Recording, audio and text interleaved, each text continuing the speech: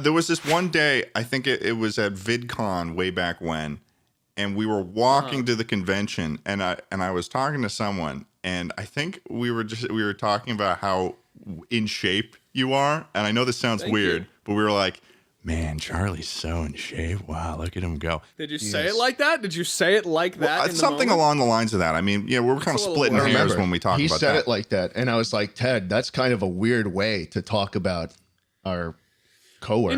Ted, Schlatt's helping me see here today that you're really not a good guy. Let me get to my point here, though. And then Ted, you know what Ted said? Ted said, "Oh, I know, but it feels too good." That's what he said. We should be the Chuckle open face sandwich. Fuck this guy.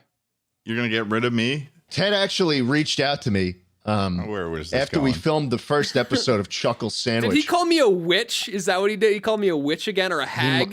I've heard he said that. Yeah, and he said to me, "Hey Schlatt, don't tell anybody this, but that Charles guy, you seen the schnoz on him?" I do call him Charles, which is funny. Which is why this is a completely credible claim. That makes it sound way more accurate than it is, because this is slander. This is slander right now. Slander. You said it to me. You said it to me, and then I went, I can't believe you'd say something like that about our coworker. What is this podcast right now? This is Schlatt just going against me. You better find the 8 pages, Ted, because he's fucking slander, man. That sucks.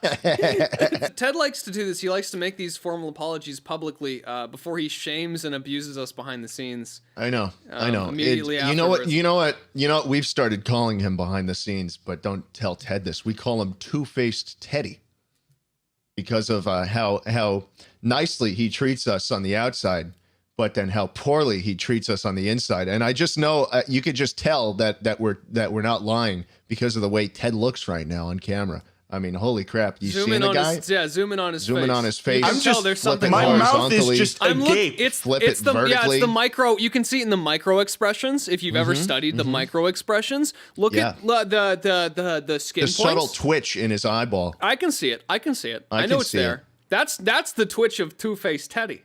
Two-Faced Teddy. That's what we call him. This is fucking bullshit. I wouldn't be surprised if Two-Faced Teddy was a serial killer. We're coming across on like the halfway point mark in the podcast where we have literally just been talking shit about Ted for 30 minutes.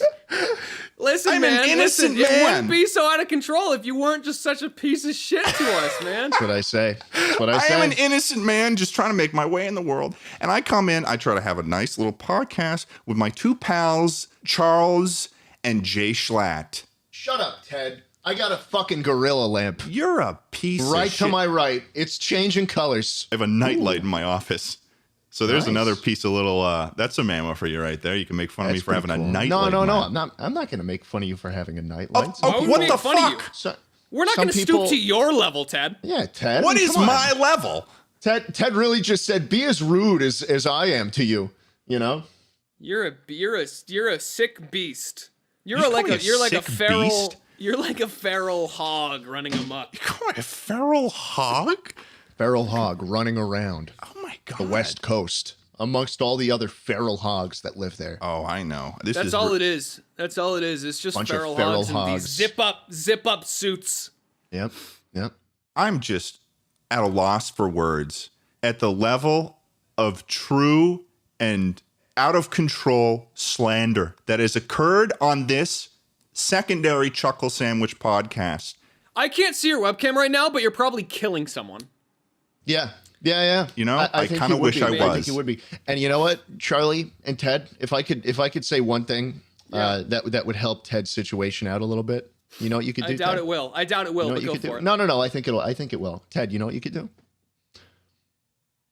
You can fucking cry about it, all right? You big baby. You fucking cry about it. How's that? Put that in your pipe and smoke it. This entire podcast is giving me flashbacks to like my childhood right now of like being the odd one out in a friend group. This is... I've only seen him cry once, Schlatt, and when I did it was 1 tear and the tear was black.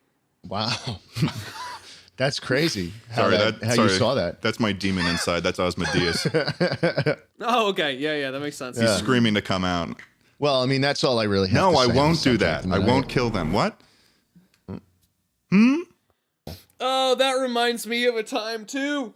Oh, does it? That reminds Is it me of a dredging time up the old memory, the old walked memory up to machine? me and he pulled out a picture of you, and he pulled out a little pocket lighter and he started burning it and just laughing in front of me.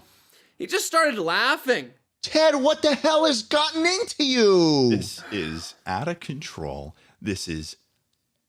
I don't even know what to say at this point to you guys. SMHing my head right now, Ted. He pulled out one of your little U2s with like some pins in it and like stitches, and he's like, he said, I hope this works, and he ripped the arm off. He made a U-Doo doll? A U-Doo doll?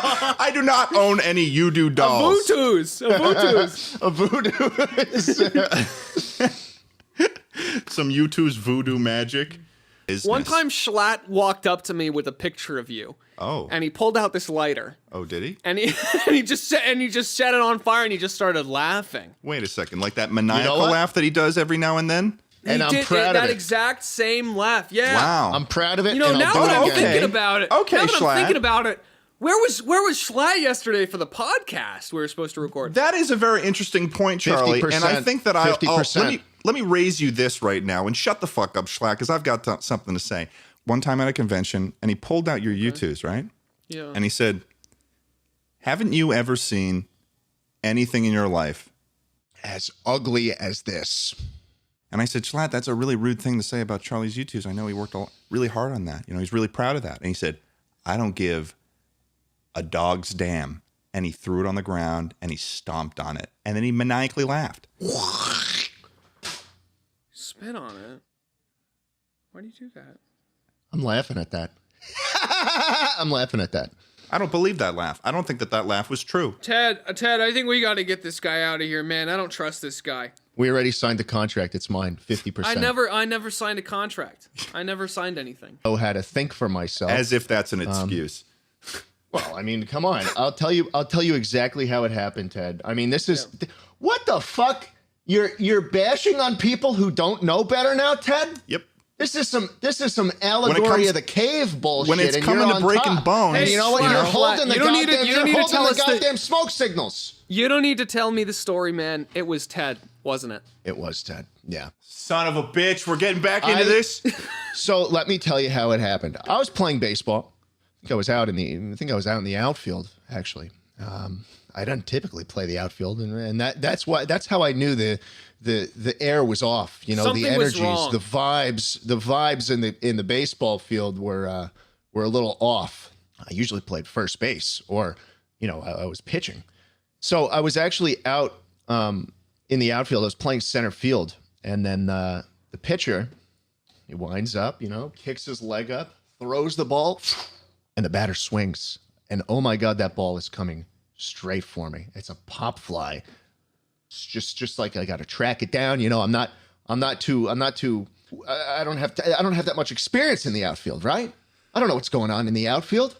So I try my best to track the ball down, but I catch it, and then he's out, and I throw it back, and then Ted Nivison fucking runs into the field with a baseball bat and fucking hits me with it, crushing all the bones in my hand. And there I go. Man. I'm in a cast for 7 weeks. And I would do it again, you motherfucker. Disgusting. It's disgusting that you did that to me, Ted. It's disgusting. I will say that one of the most valued birthday parties to go to as a kid, as far as I remember, was the ones that happened at the gymnastics gym place. Ooh, you guys yeah. ever go to any of those? Yeah, those were a specifically blast. because of the foam pit. The foam pit is like the number one kid dream because of exactly what you're saying, of being able to fall from or do stupid shit, like do flips or whatever the fuck, stuff that you can't normally do on hard ground without any consequences whatsoever. This reminds me of one time I was practicing. I was first learning how to do a flip. And now I'm terrified to do it because I jump in and I actually land it for the first time in my life. And I cheer and I put my hands up and I kind of like go in straight.